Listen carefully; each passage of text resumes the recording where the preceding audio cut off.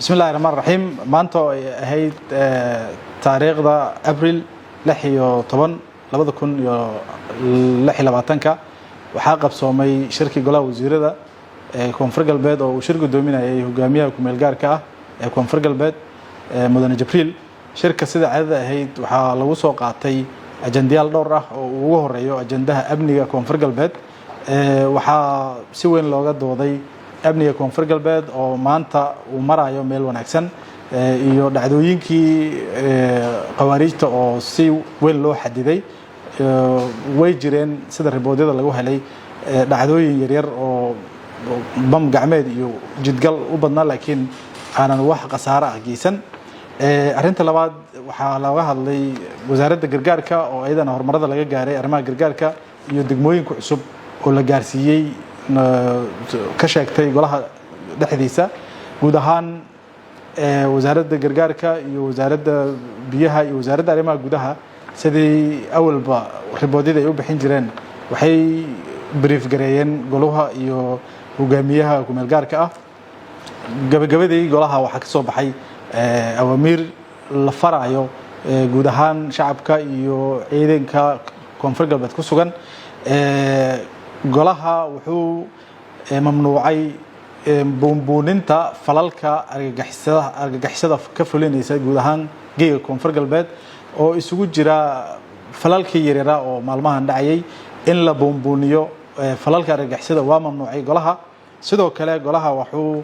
mamnuucay inaysan magaaladan doorashada ka socota aysan ka dhici karin waxyaabaha qaar oo kiciya bulshada gaar ahaan arrimaha la xiriira arrimaha qabiilaysan oo maalmahan ku badnaa magaalada in la joojiyay guud ahaan isu imaatinka oo qabiilaysan laakiin la ogol yahay in xisbiyada ay sameystaan bandhigyadooda sameystaan isku imaatinkooda la kulmaan taageerayaashooda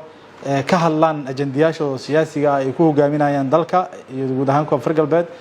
waa la ogol yahay intaas gaar ahaan hogaamiyaha wuxuu golahu ku amray in guud ahaan siday u dhan yihiin golaha wasiirada ay ka shaqeeyaan arrimaha doorashooyinka ay ka qayb galaan doorashooyinka ay horboodaan arrimaha doorashooyinka iyo xisbiyadana ka qayb galaan si loo helo dimuqraadiyad rasmi ah loogana baxo 30 sano wixii soo jiitamayay oo ahayd in oday iyo nabadoon uu go'aan u gaaro bulshada Soomaaliyeed gaar ahaan kuwa ku nool deegaanada Koonfur Galbeed sidoo kale golahu wuxuu soo saaray awaamiir ku saabsan in madaxda dawladda goboleedka Koonfur Galbeed iyo madaxda qarankaba aanan loo gafi karin sumcadooda qiyamkooda iyo xasaanada ay xambaarsan yihiin laguna cayn karin baraha bulshada waayo waxay xambaarsan yihiin mas'uuliyad ay u hayaan dawladda Koonfur Galbeed iyo tan federaalka ay u hayaan marka waxay naga mudan yihiin inaan madaxdaas la shaqeyno marka golaha gabi ahaan wuxuu mamnuucay inaan lagu xadgudbi karin qiyamka iyo sharafka madaxda xeerarka kala duwan ee Soomaaliya maanta ku sugan magaalada iyo guud ahaan dalka Soomaaliya waxaa gabagabadii la mamnuucay in hub lagu sito ama lagu qaato magaaladan Baydhabo oo doorasho ka socota oo olole ka socda oo isdiiwaangelin ka socota inaan lagu qaadan karin hub aanan amniga doorashooyinka iyo amniga dawlad goboleedka lagu sugaynin macnaheedu taas waxay tahay in maalmahan la soo warinayay in magaalada ay soo galayeen dad kamid ah ciidamada daraawiishta iyo ciidamada militariga laftigooda oo noocyo kala duwan ah oo intay xarooyinka ka soo baxaan imaanayay magaalada qaarkood waxaa la wariyay in ayagoo TikTok iskaga duubaya magaalada daafaheeda iyo magaalada bartamaheeda ay xabado ku ridayeen marka golahu wuxuu maanta mamnuucay inaanan lagu qaadan karin magaalada Baydhabo gudaheeda hub aanan lagu shaqeyneynin hub aanan lagu howlgalaynin hub aanan lagu caawineynin amniga magaaladan oo doorashada ka socota waxaana la amray oo golahu amray in cid allaale cidii aan amniga shaqo ku lahayn hubkeeda kula laabato xarooyinka la isteeyay ee ku yaala magaalada daafaheeda isla markaasna markii ay dana ka soo galaan magaalada inay soo aadaan hubkooda ay soo tiiriyaan oo ay soo dhigaan xarooyinka danahooda ka fishaan magaalada kadibna ay ku laabtaan xaradii ay ka soo baxeen saraakiisha guud oo maamulaha hay'adaha amniga waxaa